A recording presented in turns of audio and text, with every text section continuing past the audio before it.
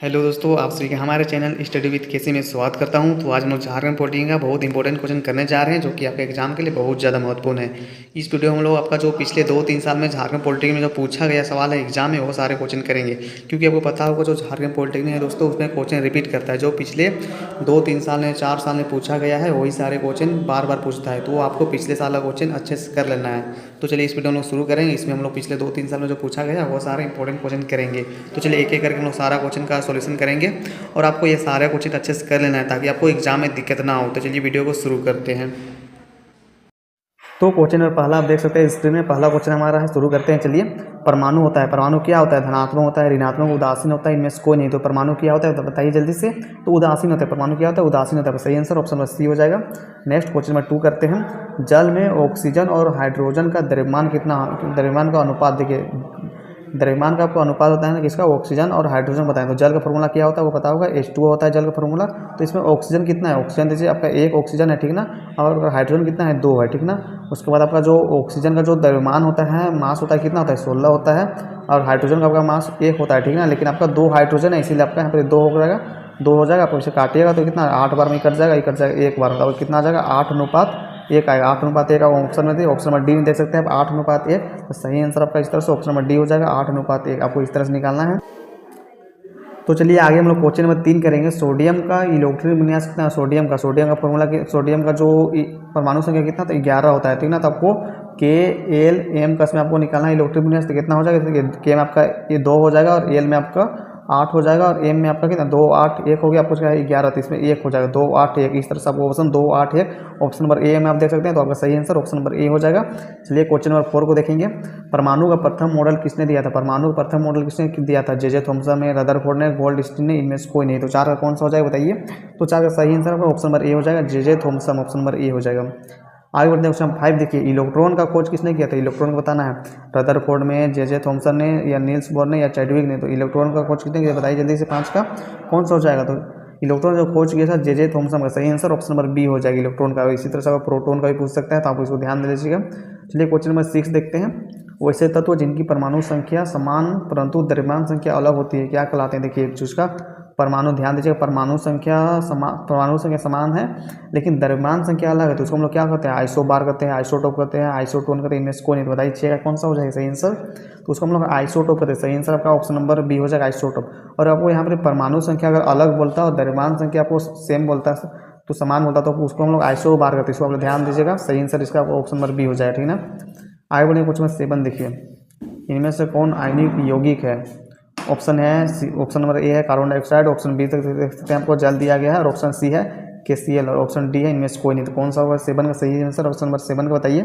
तो 7 का सही आंसर ऑप्शन नंबर सी हो जाएगा, KCl। क्योंकि जो आयनिक यौगिक किसे कहते हैं हम लोग? जिसमें प्लस माइनस होता है। तो आप देखते हैं K+Cl है ना, तो आपको इस तरह से आप निकाल सकते हैं दोस्तों। तो आपका सही आंसर ऑप्शन नंबर सी हो जाएगा, क्योंकि प्लस माइनस को हम लोग आयनिक बोलते हैं। सही आंसर आपका ऑप्शन नंबर सी हो जाएगा। आगे बढ़ते हैं लोग क्वेश्चन नंबर 8 देखिए। जिन तत्वों की संयोजकता इलेक्ट्रॉन 1 होती है उसे हम लोग क्या कहते हैं? जिन तत्वों की संयोजकता इलेक्ट्रॉन 1 होते हैं, हमेशा धातु होता है, अधातु होता है, उपधातु होता है, धातु और अधातु होता है। तो कौन सा हो जाएगा? जिन तत्वों की संयोजकता इलेक्ट्रॉन 1 होती है क्या होगा? हमेशा धातु होता है। सही आंसर ऑप्शन नंबर ए हो जाएगा, हमेशा धातु होता है। आगे बढ़ते हैं क्वेश्चन नंबर 9 देखिए। क्लोरीन का इलेक्ट्रॉनिक विन्यास कितना? क्लोरीन का क्लोरीन का कितना? Cl होता है। और क्लोरीन का जो परमाणु संख्या कितना होता है? 17 होता है, ठीक है। तो तभी निकाले सूत्र हमें निकालना है KLM का इसमें निकालना है। तो K में कितना हो जाएगा? सबसे पहले हम लोग 2 लिखेंगे K में, उसके बाद L में हम लोग 8 लिखेंगे, उसके बाद M में हम लोग 2, 8, 10 हो गया। हमको कितना चाहिए? 17 चाहिए। तो यहाँ हमको 7 करना होगा। 2, 8, 7। तो इस तरह से वो 2, 8, 7 तो ऑप्शन नंबर आप देख सकते हैं। ऑप्शन नंबर डी में देख सकते हैं। सही आंसर आपका ऑप्शन नंबर डी हो जाएगा, ठीक है। इस तरह से सही आंसर ऑप्शन नंबर डी हो जाएगा, क्लोरीन का आपका इलेक्ट्रॉनिक विन्यास। आगे बढ़ेंगे क्वेश्चन नंबर 10 की ओर। क्वेश्चन नंबर 10 देखिए। एक अल्केन का समान सूत्र बताना है। क्लास 10 में पढ़ेंगे अब अल्केन का समान सूत्र बताया। CnH2n+2 होता है, या CnH2n होता है, या CnH2n-2 होता है, इनमें से कोई नहीं। तो अल्केन का समान सूत्र क्या होता है जल्दी से बताइए क्या होगा? CnH2n क्या होगा? +2। सही आंसर आपका ऑप्शन नंबर ए हो जाएगा, CnH2n+2 ऑप्शन नंबर ए बिल्कुल सही हो जाएगा। आगे बढ़ते क्वेश्चन नंबर 11 देखिए।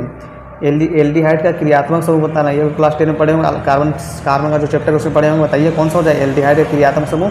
COOH हो जाएगा, CHO हो जाएगा, OH हो जाएगा, CO हो जाएगा। एल्डिहाइड का क्या होता है बताइए जल्दी। सही आंसर का ऑप्शन नंबर बी हो जाएगा, CHO एल्डिहाइड का, ठीक है ना। और आपको कार्बोक्सिलिक अम्ल का बोलता तो ऑप्शन नंबर ए हो जाता होगा, CHO, ठीक ना। और आपको अगर कीटोन का बोलता तो ऑप्शन नंबर डी हो जाता, और आपको एल्कोहल बोलता तो आपका सही आंसर ऑप्शन नंबर सी हो जाता है। इसको आप लोग ध्यान दीजिएगा। तो यहाँ एल्डिहाइड का पूछा है तो सही आंसर का ऑप्शन नंबर बी हो जाएगा। आगे बढ़ते क्वेश्चन नंबर 12 देखिए, इनमें से कौन एल्यूमिनियम का एक्स है। एल्यूमिनियम का एक्स होता है ना, ये क्वेश्चन बहुत बार रिपीट किया है।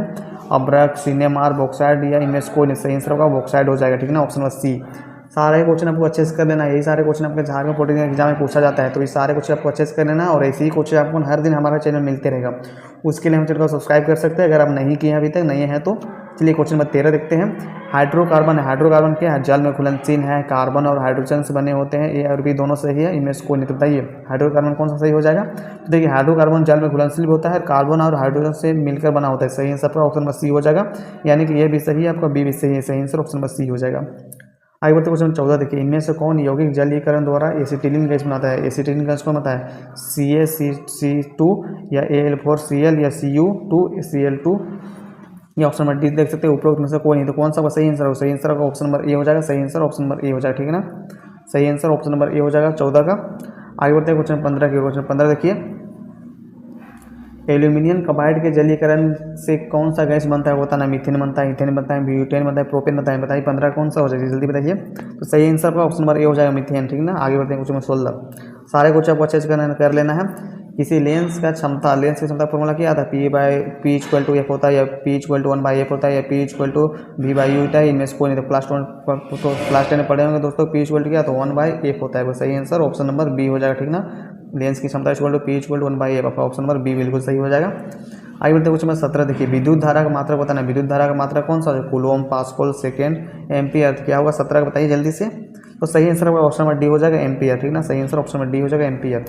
आगे बढ़ते क्वेश्चन नंबर 18 देखिए, इनमें से कौन सदिश राशि नहीं है। कौन सदिश राशि नहीं है आपको बताना है, विस्थापन, चाल, वेग या त्वरण। तो कौन नहीं है सदिश राशि। 18 का सही आंसर कौन नहीं है, सही आंसर का ऑप्शन नंबर बी हो जाएगा, चाल। सदिश राशि कौन नहीं है, तो चाल हो जाएगा, ऑप्शन नंबर बी। आगे बढ़ते हैं क्वेश्चन नंबर 19 देखिए, संयोग परिवर्तन की दर किसके बराबर होती है। संयोग परिवर्तन किसके बराबर होता है, बल के, वेग के, चाल के, इनमें से कोई नहीं। तो 19 कौन सा हो जाएगा, सही आंसर आपका ऑप्शन नंबर ए हो जाएगा, बल, ठीक ना। सही आंसर ऑप्शन नंबर ए हो जाएगा।